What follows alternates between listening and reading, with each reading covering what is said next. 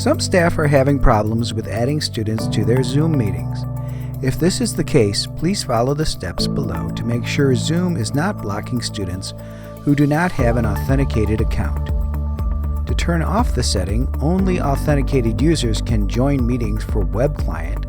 Step 1 is to navigate to zoom.us, not the app. Find the Sign In blue link to the top right and click this link.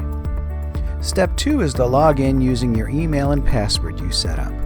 If you have not created an account, click the Sign Up Free blue link just under the Sign In blue button. You'll have to make an account in order to proceed. Step 3. On the left-hand side of the window, you'll see several menus. Click the Settings button. Scroll down to the 9th item. It's entitled Only Authenticated Users Can Join Meetings from the Web Client.